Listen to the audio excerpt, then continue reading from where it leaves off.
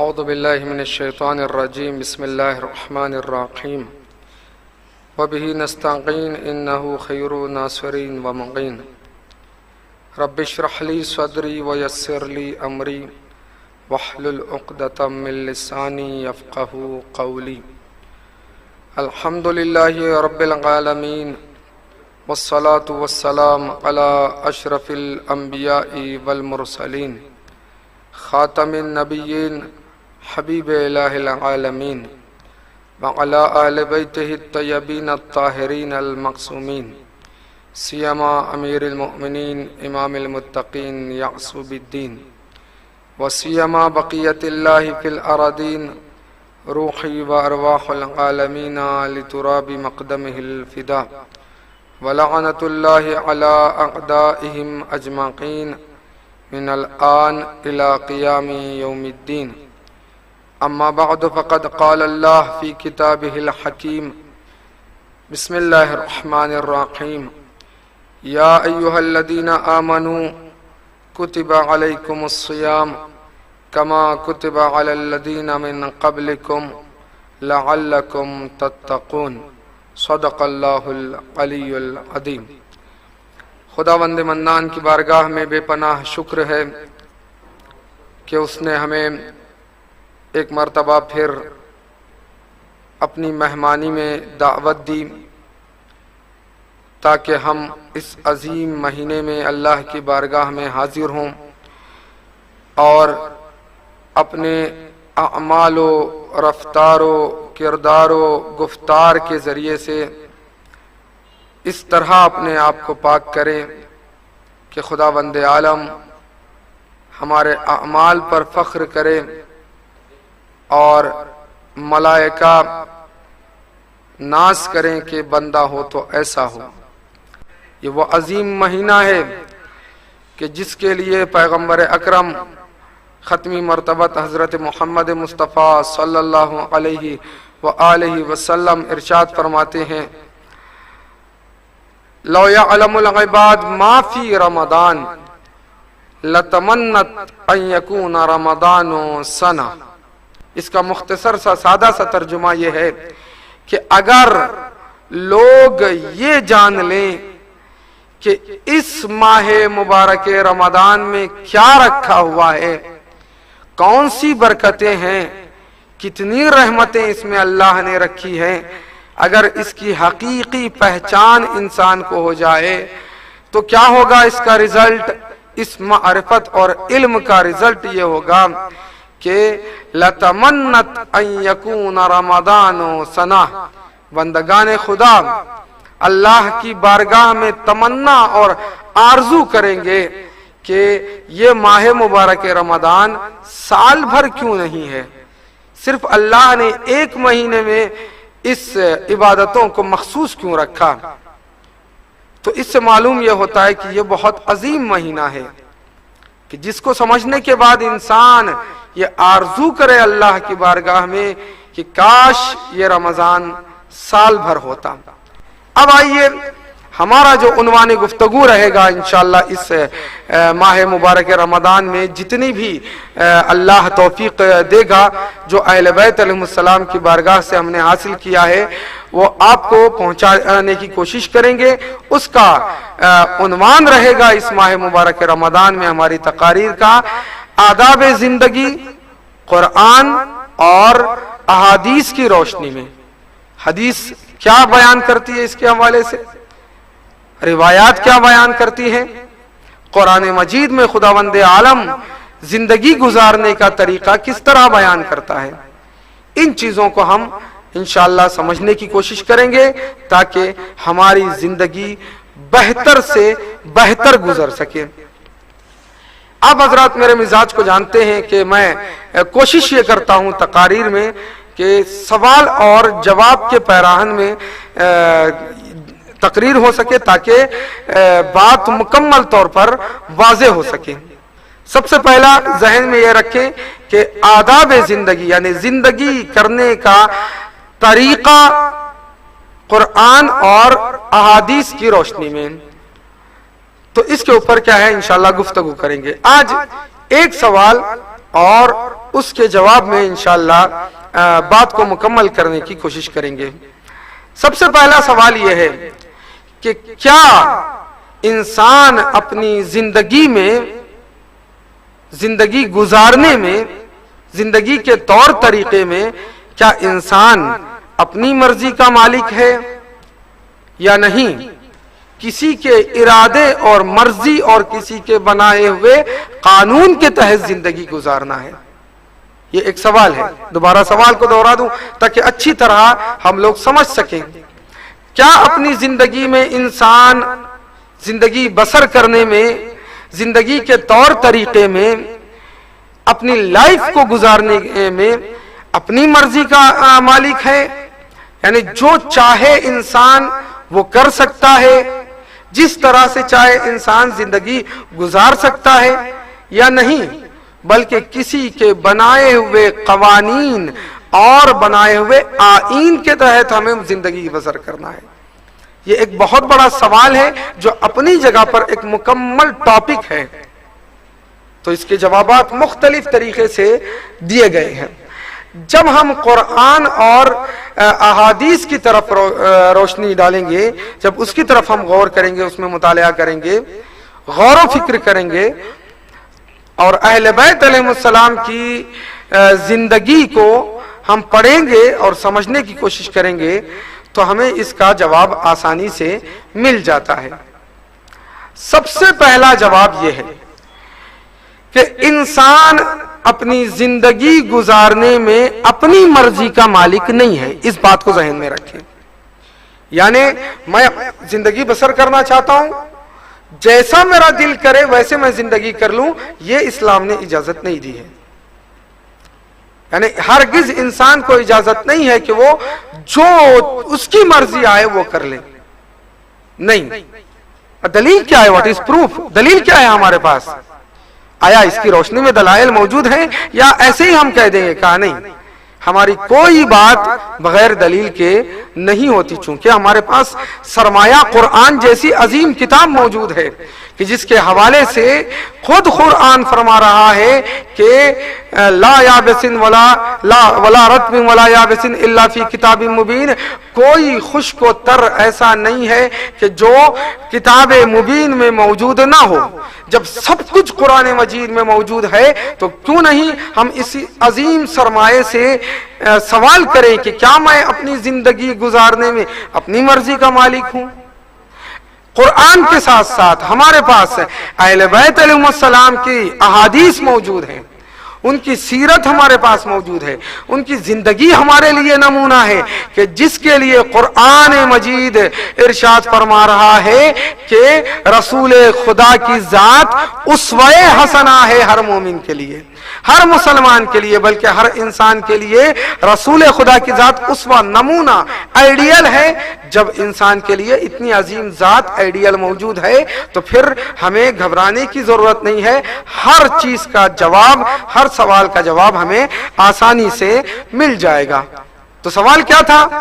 کیا اپنی زندگی میں ہم اپنی مرضی کے مالک ہیں یا کسی اور کے ارادے کے تحت ہمیں زندگی گزارنا ہے؟ جواب ہم نے دیا نہیں۔ دلائل کیا ہے؟ سب سے پہلی دلیل یہ ہے کہ اگر میں اپنی زندگی میں، یعنی تمام انسان، میں سے مراد انسان، یعنی اگر انسان اپنی زندگی گزارنے میں اپنی مرضی اور ارادے اور چاہت کا مالک ہوتا تو پھر خداوند عالم انسان کی ہدایت کے لیے 1,24,000 انبیاء کو کیوں بھیجتا؟ جب خود انسان مالک ہوتا تو پھر انبیاء کو بھیجنے کی ضرورت کیا تھی؟ انبیاء کے ساتھ ساتھ صحف، آسمانی صحف کو، کتابوں کو اللہ نے بھیجا، صحف آدم، صحف ابراہیم، صحف موسیٰ، صحف عیسیٰ، ان تمام صحف کے علاوہ، صحیفوں کے علاوہ اللہ نے 4 عظیم کتابوں کو انسان کی ہدایت کے لیے نبیوں کے ساتھ ساتھ کتابوں کو بھیجا، نبیوں کے ساتھ ساتھ نبیوں کے ایک خاص اس زمانے کے تقاضے کے مطابق معجزہ دے کر بھیجا۔ ان تمام چیزوں کو انجام دینے کی اللہ کو کیا ضرورت تھی؟ جب انسان اپنی مرضی کا مالک ہوتا زندگی گزارنے میں تو یہ کتابیں تورات، زبور، انجیل، قرآن مجید کو بھیجنے کی کیا ضرورت تھی؟ اور قرآن مجید 1400 سال سے بلکہ قیامت تک لوگوں کی ہدایت کے لیے کافی ہے۔ تو جب اللہ نے یہ ہدایت کا سلسلہ نبیوں کے ذریعے سے قائم کیا، نبوت کے بعد امامت کے سلسلے کو قائم کیا، امامت کے بعد انسان کے ہدایت کے لیے غیبت امام میں جو اس دور میں نیابت کے سلسلے کو قائم کیا، علماء کے علم سے فائدہ اٹھانے کی تاکید کی گئی، یہ سب کس لیے ہے؟ یہ تمام چیزیں اس بات کی دلیل ہے کہ انسان اپنی زندگی گزارنے میں اپنی مرضی کا مالک نہیں ہے، بلکہ کوئی ہے کہ جس کے قانون، مکمل قانون کے تحت ہمیں زندگی گزارنا ہے۔ یہ ایک کیا ہے؟ جواب ہے۔ اور قانون بنانے والا شریعت کی شکل میں، احکام کی شکل میں، نبیوں کے ذریعے سے، کتابوں کے ذریعے سے جو قوانین اللہ نے انسان کو زندگی گزارنے کے طریقے بتائے ہیں، آداب بتائے ہیں، وہ اپنے فائدے کے لیے نہیں ہے۔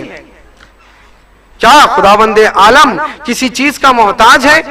کہا نہیں۔ ہمارے عقائد توحید میں سے عظیم عقیدہ یہ ہے کہ خدا کسی چیز کا محتاج نہیں ہے۔ جب خدا کسی چیز کا محتاج نہیں ہے تو سمجھ لینا چاہیے کہ جتنے بھی قانون ہمارے پاس شریعت اور احکام کی شکل میں انبیاء کے ذریعے سے، ائمہ کے ذریعے سے، غیبت امام میں علماء، مراجع اور مجتہدین کے ذریعے سے ہم تک پہنچے ہیں کتابوں کے ذریعے، تو یہ کیا ہے؟ ہمارے فائدے کے لیے ہے، اللہ کے فائدے کے لیے نہیں ہے۔ اس کی دلیل میں دو چیزیں میں بیان کروں، ایک نقلی دلیل یعنی روایات کے ذریعے سے، اور ایک عقلی دلیل میں بیان کروں گا کہ انسان کو، جتنے بھی انسان کو کے لیے قوانین نافذ کیے گئے ہیں اللہ کی بارگاہ سے، وہ صرف انسان کی فائدے کے لیے ہے، اللہ کے فائدے کے لیے اللہ نے کسی چیز کو، کسی قانون کو نہیں بنایا ہے۔ پہلی دلیل مولا امیر المومنین علی ابن ابی طالب علیہ السلام، اللہم صلی علی محمد وآل محمد۔ یہاں پر رک کر، چونکہ مسلسل تقاریر کا سلسلہ جاری اور ساری رہے گا آخر رمضان تک، ناظرین کی خدمت میں ایک گزارش ہے، جب بھی کوئی بھی مقرر نبی یا امام کا نام لیتا ہے تو آپ لوگ صلوات پڑھ لیں تاکہ ہماری زندگیوں میں برکت نازل ہو سکے۔ تو مولا امیر المومنین نے اس کی دلیل میں کہ خدا کسی چیز کا محتاج نہیں ہے، خدا نے جتنے بھی شریعتیں بھیجی ہیں، جتنے بھی احکام اور قوانین بنائے ہیں، وہ خود انسان کے فائدے کے لیے ہے۔ ایک دلیل مولا امیر المومنین فرماتے ہیں کہ اگر ساری دنیا کے لوگ، تمام کی تمام انسانیت مل کر اللہ کا انکار کر دے کہ خدا نہیں ہے، ایک بھی اللہ کو ماننے والا اس روئے زمین پر نہ ہو، تب بھی خدا کی خدائی میں کوئی کمی واقع ہونے والی نہیں ہے۔ یا تمام کے تمام انسان مل کر ایک اللہ وحدہ لا شریک لہ کی، یعنی ایک پروردگار کی پرستش کرنے لگے، عبادت کرنے لگے، تو تب بھی خدا کی خدائی میں ذرہ برابر اضافہ ہونے والا نہیں ہے۔ جہاں پر احتیاج نہ ہو، کمیت اور کیفیت کا تصور نہ ہو، تو پھر وہاں پر یہ بات ہی عبث ہے کہ کوئی چیز کی خدا کو فائدہ دے گی یا کوئی چیز خدا کے لیے نقصان دے گی۔ یہ ایک دلیل ہوئی۔ اچھا، دوسری عقلی دلیل آپ کو مثال کے ذریعے سے یہ بات واضح کر دوں۔ اس مثال میں دونوں آپ کو جواب مل جائیں گے۔ پہلا جواب یہ ہے کہ انسان زندگی میں، زندگی گزارنے کے آداب اور طریقے میں اپنی مرضی کو چلا نہیں سکتا، کسی کے قانون کے تحت انسان زندگی گزار سکتا ہے۔ مثلا ایک مثال کا سہارا لے لوں تاکہ بات پوری طریقے سے واضح ہو جائے۔ ہم میں سے ایک انسان کے پاس پیسہ آیا، اس کے دل میں ایک خواہش پیدا ہوئی کہ کوئی سواری خریدے، اچھی سی سواری خریدے۔ سواری کے خریدنے میں انسان مختار ہے، غور کیجئے گا۔ وہ چاہے جیسی ماڈل کی گاڑی خریدے وہ اختیار رکھتا ہے. گاڑی شو روم سے خرید کر باہر لانے تک اس کا اختیار. لیکن جب آپ نے اس گاڑی کا انتخاب کر لیا, اس میں سوار ہو گئے, تو اب تمہارا اختیار ڈرائیونگ میں تمہارا اختیار نہیں ہے. ڈرائیونگ کے رولز ہیں, ٹریفک رولز ہیں. تو ٹریفک رولز یہ بتاتے ہیں کہ اس رولز کے تحت اگر تم ڈرائیونگ کرو گے تو خود بھی سیف رہو گے اور دوسروں کو بھی سیف رکھو گے, خود بھی بچے رہو گے, دوسروں کو بھی بچائے رکھو گے. یعنی اس کا مطلب یہ ہے کہ قانون بنانے والا, ٹریفک رولز بنانے والا اپنے فائدے کو سوچ کر ٹریفک رولز کو نہیں بناتا, بلکہ ٹریفک رولز بنایا اس لیے گیا ہے تاکہ ڈرائیونگ کرنے والا بچا رہے. تو اس رولز کا فائدہ خود ڈرائیور کے لیے ہے, خود سفر کرنے والے مسافروں کے لیے ہے. تو اگر اس جگہ پر انسان یہ کہہ دے کہ یہ کیا بات ہوئی, گاڑی میری ہے, میں ڈرائیو کر رہا ہوں, جیسے چاہے میں ڈرائیو کر لوں گا, تو آنے والے نے وہ ٹریفک رولز یہ کہیں گے کہ نہیں, خریدنے تک تمہارا اختیار ہے, لیکن جیسے ہی آپ نے گاڑی خرید لی, روڈ پر آ گئے, گاڑی چلانا چاہتے ہیں, تو اس کے لیے رولز آف ٹریفک پر عمل کرنا بے حد ضروری ہے. اگر میں نے عمل نہیں کیا تو خود کا بھی نقصان ہوگا, آگے والے کا بھی نقصان ہوگا. آپ سٹی میں, شہر میں, بڑے بڑے شہروں میں سفر کرتے ہیں, چھوٹی سی گاڑی چلاتے ہیں, آپ ٹو ویلر چلائیں گے تو آپ کے لیے قانون نافذ ہو جائے گا. کہا کیا سگنلز لگے ہوئے رہتے ہیں جگہ جگہ پر, ان سگنلوں پر دیکھ کر غور و فکر کر کے, ریڈ سگنل ہے تو رک جائے, گرین سگنل ہے تو چلے جائیں. تو یہ ریڈ سگنل, گرین سگنل یہ بتاتا ہے کہ قانون یہ ہے کہ اس پر عمل کیا جائے. اگر عمل نہیں کیا تو تم نقصان میں رہو گے, خود کو بھی نقصان پہنچاؤ گے, دوسروں کو بھی نقصان پہنچاؤ گے. تو بالکل اسی طریقے سے یہ بات واضح ہو جاتی ہے کہ اللہ نے جتنے بھی شریعت بھیجی ہیں, احکام ہم پر نافذ کیے ہیں, وہ اس لیے ہے کہ ہمارا فائدہ اس میں ہے, دوسروں کا فائدہ, خیر خدا کا فائدہ اس میں کچھ نہیں ہے.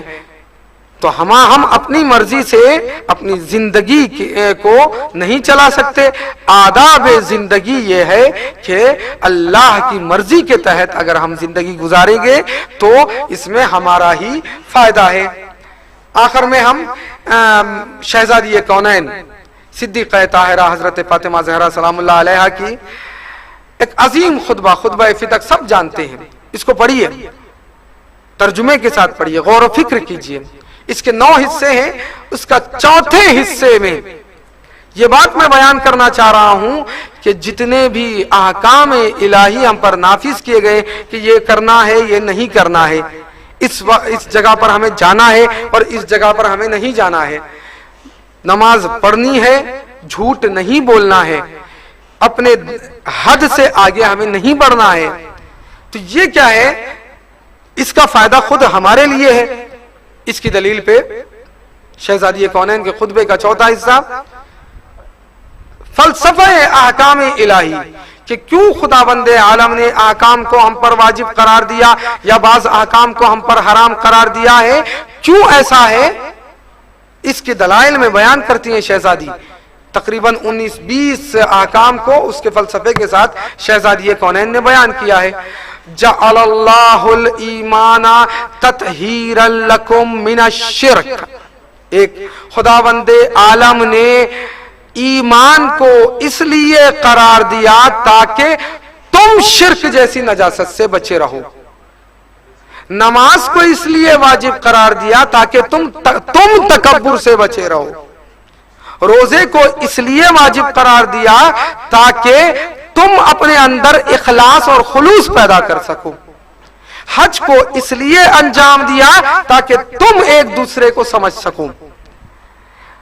زکات کو اس لیے خداوند عالم نے واجب قرار دیا, اس سسٹم کو چلایا تاکہ تمہارے مال میں برکت ہو, اضافہ ہو سکے, اور تمہارے نفس میں خواہش نفس سے تم جہاد کرتے ہوئے نفس میں پاکیزگی پیدا کر سکو گے۔ یہ تمہارے لیے شہزادی کا بیان کرنا اس بات کی دلیل اور گواہی دیتا ہے کہ جتنے بھی احکام الہی ہیں، قوانین الہی ہیں، وہ سب کے سب خود بندوں کی فائدے کے لیے ہے، اس میں خداوند عالم کا کوئی فائدہ نہیں ہے۔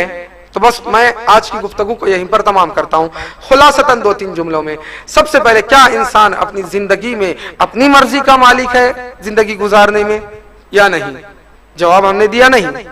اس کے دلائل بھی ہم نے پیش کیے، عقلی دلیلیں، مثالیں، روایات، احادیث ہم نے آپ کی خدمت میں پیش کی۔ انشاءاللہ جب بھی خداوند عالم توفیق دے گا، اس خداوند عالم کی بارگاہ میں شکر کرتے ہوئے حقیقی شکر ادا کرنے کے لیے آداب زندگی میں سے کچھ آداب کو اس کے آیات اور روایات کی روشنی میں، سیرت اہل بیت کی روشنی میں بیان کرنے کی سعادت حاصل کریں گے۔ والسلام علیکم ورحمۃ اللہ وبرکاتہ۔